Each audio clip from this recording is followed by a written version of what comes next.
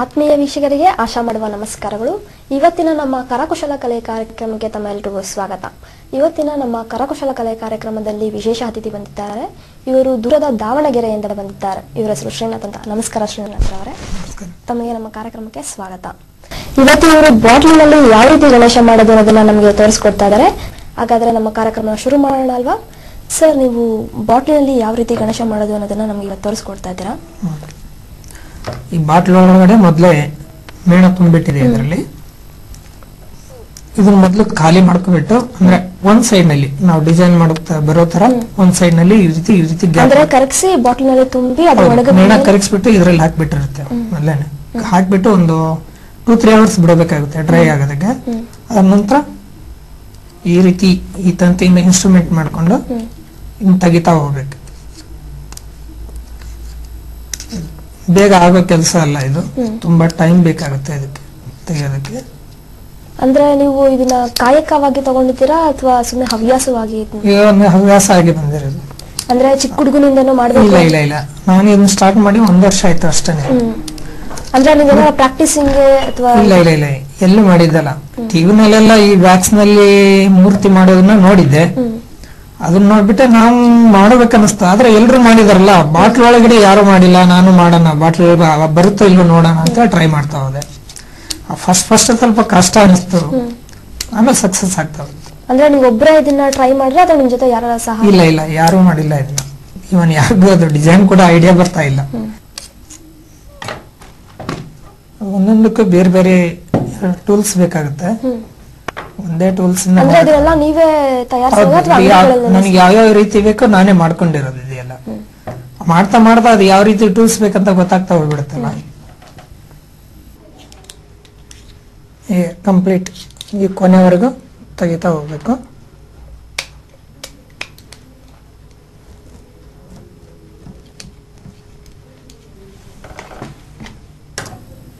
ಈ ರೀತಿ ಎಷ್ಟು ವಿಗ್ರಹಗಳನ್ನ ನೀವು ಬಾಟ್ಲಿನಲ್ಲಿ ಮಾಡಿದ್ರಿ? ಇದುವರೆಗೂ 65 ಆಗಿದೆ.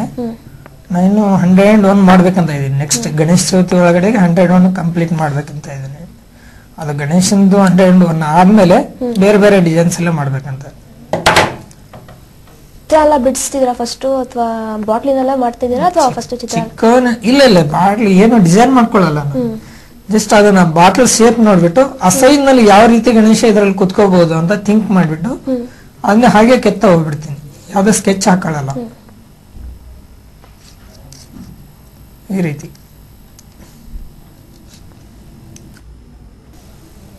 ಎಷ್ಟು ಮಾರ್ಕ್ ಮಾಡ್ಕೊಂಡ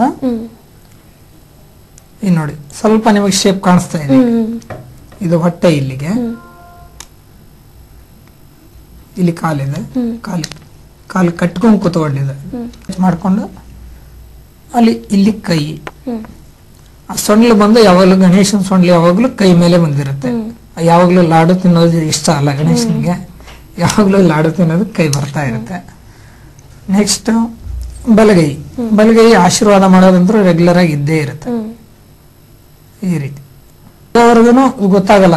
ಇವನ್ ಈ ಸ್ಟಿಕ್ ಆಗಿರೋದ್ರಿಂದ ಮಬ್ಬು ಆಗಿ ಅದು ನಮಗೆ ಶೇಪ್ ಕೂಡ ಗೊತ್ತಾಗಲ್ಲ. ಇವನ್ ಮಾಡ್ಬೇಕಾದ್ರೆ ಎಷ್ಟೋ ಸತಿ ತೊಂದರೆ ಆಗ್ಬಿಡುತ್ತೆ. ಇದು ಅಂಟ್ಕೊಂಡಿರೋದು, ಇದು ತೆಗಿಯೋದು ತುಂಬಾ ಕಷ್ಟ. ಎಲ್ಲ ರೆಡಿ ಆದ್ಮೇಲೆ ತುಂಬಾ ನಿಧಾನವಾಗಿ ಅದನ್ನೆಲ್ಲ ಪೇಶನ್ಸ್ ಬೇಕು. ಇದಕ್ಕೆ ತುಂಬಾ ಪೇಶನ್ಸ್ ಇದ್ರೆ ಮಾತ್ರ ಮಾಡಕ್ ಸಾಧ್ಯ. ಈಗ ಯಾವ್ದೇ ಟೆನ್ಷನ್ ನಲ್ಲಿ ಇಟ್ಕೊಂಡು ಇದನ್ನು ನೆಕ್ಸ್ಟ್ ಬೇರೆ ಶೇಪ್ ಅಲ್ಲೇನೆ ಮಾಡ್ತಾ ಹೋಗ್ತೇವೆ. ಈ ತರ ಕೈಯೆಲ್ಲ ಫ್ರೀ ಆಗಿದೆ. ಸ್ವಲ್ಪ ಅದಕ್ಕೆ ಏನಾದ್ರು ಟಚ್ ಆದ್ರೂ ಅದು ಮುರಿಯೋ ಚಾನ್ಸಸ್ ಇರುತ್ತೆ. ಒಂದ್ಸರ್ತಿ ಅದು ಮುರಿದು ಬಿಟ್ರೆ ಏನು ಮಾಡಕ್ಕಾಗಲ್ಲ, ಮಾಡಿದ್ದೆಲ್ಲ ವೇಸ್ಟ್. ಎಷ್ಟೋ ಸರ್ತಿ ಮುಕ್ಕಾಲ್ ಭಾಗ ಆಗಿರೋದೆಲ್ಲ ಒಡೆದೋಗಿದಾವೆ ಬಿದ್ದು. ಅಂದ್ರೆ ಡಿಶ್ ಇದನ್ನೆಲ್ಲ ಮಾಡ್ತೀನಿ ಅಂತ ಹೇಳಿದ್ರೆ ಅದ್ರ ಬಗ್ಗೆ ಸ್ವಲ್ಪ ನಮ್ಮ ವೀಕ್ಷಕರಿಗೆ ಹೇಳಿ. ಹೇಳ್ತೀನಿ. ಮೊದ್ಲು ಈಗ 94-95 ನಲ್ಲಿ ಹೊಸದಾಗಿ ಡಿಶ್ ಬಂದಿತ್ತು. ಅಂದ್ರೆ ಸಿ ಬ್ಯಾಂಡ್ ನಲ್ಲಿ ಡಿಜಿಟಲ್ ಅದೆಲ್ಲ ಇರ್ಲಿಲ್ಲ, ಕೇಬಲ್ ನೆಟ್ವರ್ಕ್ಸ್ ಜಾಸ್ತಿ ಇರ್ಲಿಲ್ಲ. ಹಳ್ಳಿಗಳಲ್ಲೆಲ್ಲ ಅದೆಲ್ಲ ಕನ್ವೀನಿಯಂಟ್ ಇರ್ಲಿಲ್ವಲ್ಲ. ನಮಗ್ ನೋಡ್ಬೇಕನ್ನೋದು ತುಂಬಾ ಇಷ್ಟ ಆಯ್ತು. ಡಿಶ್ ತಗೊಂಡ್ಬಂದಿದ್ವು ಮನೆಯಲ್ಲಿ. ಡಿಶ್ ತಗೊಂಡ್ಬಂದ್ರೆ ಒಂದೊಂದು ಚಾನಲ್ಸ್ ಒಂದೊಂದು ಡೈರೆಕ್ಷನ್ ನಲ್ಲಿ ತಿರುಗಿಸ್ಬಿಟ್ಟು ನೋಡ್ಬೇಕಾಗಿತ್ತು. ಅಂದ್ರೆ 2-3 ಸೆಕೆಂಡ್ 3rd ಫ್ಲೋರ್ ನಲ್ಲಿ ಡಿಶ್ ನಾವು ಜೋಡಿಸಿದ್ದು. 3rd ಫ್ಲೋರ್ ನಲ್ಲಿ ಜೋಡಿಸಿದ ಡಿಶ್ ನ ತಿರುಗಿಸ್ಬೇಕಂದ್ರೆ ಪ್ರತಿ ಟೈಮಲ್ಲೂ ನಾವು ಮೇಲೆ ಹೋಗ್ಬೇಕಾಗಿತ್ತು.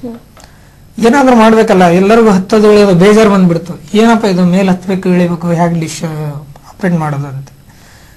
ಮನೆ ಒಳಗೆ ಆಪ್ರೇಟ್ ಮಾಡೋದಕ್ಕೆ ಏನಾದರೂ ಸಿಸ್ಟಮ್ ಮಾಡ್ಬೇಕಂತೇಳಿ ಥಿಂಕ್ ಮಾಡಿಬಿಟ್ಟು ವರ್ಟಿಕಲ್ ಡೈರೆಕ್ಷನ್ಗೂ ಆಮೇಲೆ ಹಾರಿಜಾಂಟಲ್ ಡೈರೆಕ್ಷನ್ಗೂ ಮನೆ ಒಳಗೇನೆ ಸ್ಟೇರಿಂಗ್ಸ್ ಫಿಟ್ ಮಾಡಿಬಿಟ್ಟಿದ್ದಾನೆ.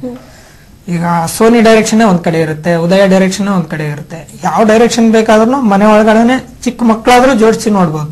ಈಗ 12 ವರ್ಷದಿಂದಾನು ಇನ್ನೂ ನಮ್ಮ ಮನೇಲಿ ನಮ್ಮ ತಂಗಿ ಕೂಡ ಆಪರೇಟ್ ಮಾಡಿ ಜೋಡಿಸ್ತಾಳೆ, ಅಷ್ಟು ಸಿಸ್ಟಮಿಕ್ ಆಗಿ ಮಾಡಿದ್ವಿ ಅದೊಂದು. ಆಮೇಲೆ ಗ್ರೈಂಡರು, ಈಗ ಕರೆಂಟ್ ಹೋಗೋದು ಜಾಸ್ತಿ ಹಳ್ಳಿಗಡೆಯಲ್ಲಿ. ಗ್ರೈಂಡರ್ ಇದು ಮಿಕ್ಸರ್ ಮೇಲೆ ಹಾಕಿದ್ರೆ ಕರೆಂಟ್ ಹೋಗ್ಬಿಟ್ರೆ ಮುಗಿದೋಯ್ತು, ಅದನ್ನ ಕರೆಂಟ್ ಬರೋವರೆಗೂ ಕಾಯ್ಬೇಕಾಗತ್ತೆ.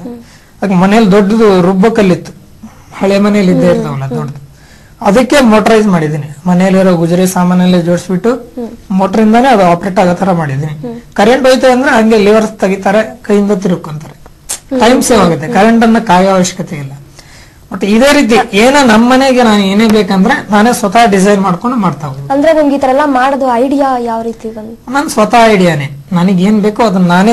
ಅದ್ರ ಬಗ್ಗೆ ಯೋಚನೆ ಮಾಡ್ತಾ ಇದ್ರಿ, ಅದು ಅವಾಗ ಅದ್ರ ಬಗ್ಗೆ ನೋಡ್ಬಿಟ್ಟು ಅದ್ರ ಬಗ್ಗೆ ಮಾಡ್ಬೇಕು ಅಂತ? ಹೌದು ಹೌದು, ನನಗೆ ಏನ್ ರಿಕ್ವೈರ್ಮೆಂಟ್ ಇರುತ್ತೋ ಅದ್ ನಾನು ಸ್ವತಃ ಹೇಗಾದ್ರೂ ಆಗ್ಬೋದು ಅಂತೇಳಿ ನಾನೇ ಥಿಂಕ್ ಮಾಡ್ಕೊಂಡು.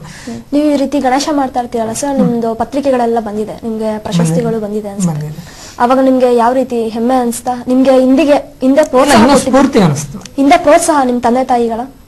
ನಮ್ ತಂದೆದೇ ಜಾಸ್ತಿ ಹೇಳ್ಬೇಕಂದ್ರೆ, ನನ್ಕಿಂತ ತುಂಬಾ ಇಂಟೆಲಿಜೆಂಟ್ ನಮ್ ತಂದೆಯವರು ಇಂಥ ವಿಷಯದಲ್ಲಿ. ಈ ರೀತಿ ಮಾಡು, ಈ ರೀತಿ ಮಾಡಿದ್ರಲ್ಲ. ಇವನ್ ಈಗ SSLC ಟೈಮ್ ನಲ್ಲಿ ನಾನು ಸ್ಕೂಲಿಗೆ ಒಂದು ಹಾರ್ಟ್ ಮಾಡ್ಕೊಟ್ಟಿದ್ದೆ. ಅಂದ್ರೆ ನನ್ಕಿಂತ ಸೀನಿಯರ್ ಒಬ್ರು ಕಪ್ಪೆ ಹಾರ್ಟ್ ಅನ್ನ ಮಾಡ್ಕೊಟ್ಟಿದ್ರು ಸ್ಕೂಲಿಗೆ ಗಿಫ್ಟ್ ಆಗಿ. ಪ್ರತಿ ವರ್ಷ ಅದನ್ನ ತೋರಿಸ್ತಾ ಇದ್ರು ಟೀಚರ್ ತಂದ್ಬಿಟ್ಟು. ನಾನು ಏನಾದ್ರೂ ಒಂದು ಸ್ಕೂಲಿಗೆ ಒಂದು ಏನಾದ್ರೂ ಮಾಡಿಕೊಡ್ಬೇಕು ಅಂತೇಳಿ ಒಂದು ಚಿಕ್ಕದ ಮಣ್ಣಿಂದ ಹಾರ್ಟ್ ಅನ್ನು ಮಾಡಿದ್ದೆ. ಫಸ್ಟ್ ನಮ್ಮ ತಂದೆಯವ್ರಿಗೆ ತೋರಿಸ್ದೆ ಹಿಂಗ್ ಮಾಡಿದೆ ಅಂತ. ಅವ್ರು ಓದಿರೋದು ಬರೀ 3ನೇ ಕ್ಲಾಸ್. ಹಾರ್ಟ್ ಎಷ್ಟು ನಾನ್ ಮಾಡಿರೋದು ಸುಮಾರು ಎಷ್ಟು ದೊಡ್ಡದಾಗ್ಬಿಟ್ಟಿತ್ತು ಅದು. ಇದು ಮನುಷ್ಯರದು ಆನೆದು ಅಂತ ಕೇಳಿದ್ರು. ಆನಂತರ ಅವರೇ ಸ್ವತಃ ಮಣ್ಣು ತಂದ್ಬಿಟ್ಟು ಹೀಗೆಲ್ಲ ಮಾಡೋದು ಅಂತೇಳಿ ಅವರೇ ಸ್ವತಃ ಮಾಡಿದ್ರು. ಅವ್ರು ಓದಿರೋ 3ನೇ ಕ್ಲಾಸ್. ಇವನ್ ಹಾರ್ಟ್ ಒಂದು ಚಿತ್ರದಲ್ಲಿ ಕೂಡ ಅವ್ರು ನೋಡಿಲ್ಲ. ಮನುಷ್ಯಂದು ಇಷ್ಟು ಇದರಲ್ಲಿ ಎಷ್ಟಿರುತ್ತೆ ಅಂತ ಅವರೇ ಐಡಿಯಾ ಮಾಡ್ಬಿಟ್ಟು ಸ್ವತಃ ಅವರೇ ಮಾಡಿಕೊಟ್ಟಿದ್ದು. ಅದು ಇನ್ನೂ ನಮ್ಮ ಸ್ಕೂಲಲ್ಲಿ ಇದೆ, ನಮ್ಮ ಹೊಳಲು, ಬಳ್ಳಾರಿ ಡಿಸ್ಟಿಕ್ ಹೊಳಲು. ಅಲ್ಲಿ ಹೈಸ್ಕೂಲ್ ಅಲ್ಲಿ ಇದೆ. ಪ್ರತಿ ವರ್ಷನೂ ಮಕ್ಕಳಿಗೆ ಹಾರ್ಟ್ ಪಾಠ ಬಂದಾಗ ಅಂತ ಅಂದ್ಬಿಟ್ಟು ನನ್ನ ಹೆಸರು ಬಿಟ್ಟು ಇಂಥವ್ರು ಮಾಡಿಕೊಟ್ಟಿದ್ದು ಅಂತೇಳಿ ತೋರಿಸ್ತಾರೆ. ಅವರಲ್ಲಿ ಆ ಕ್ರಿಯೇಟಿವಿಟಿ ಇರೋದೇ ನನಗೆ ಗಿಫ್ಟ್ ಆಗಿ ಬಂದಿರೋದು ಅನ್ಕೊಂಡು. ಇದು ನನ್ನ ಸ್ವಂತ ಬುದ್ಧಿ ಅಂತ ನಾನು ಹೇಳೋದಿಲ್ಲ.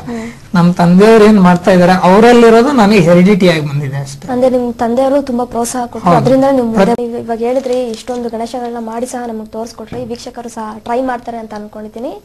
ನೀವು ನಮ್ಮ ಕಾರ್ಯಕ್ರಮಕ್ಕೆ ಬಂದಿಗೆ ತುಂಬಾ ಧನ್ಯವಾದಗಳು ಸರ್. ನೀವು ದೂರದಿಂದ ದಾವಣಗೆರೆಯಿಂದ ಬಂದಿದ್ದೀರಾ. ನಿಮ್ಗೆ ಎಷ್ಟೊಂದು ಇದಿತ್ತೋ ಏನೋ ಅಂತದಲ್ಲಿ ಬಿಡು ಮಾಡ್ಕೊಂಡು ಬಂದು ನಮ್ಮ ವೀಕ್ಷಕರಿಗೆಲ್ಲರೂ ತೋರಿಸ್ಕೊಡಿದ್ದೀರಾ.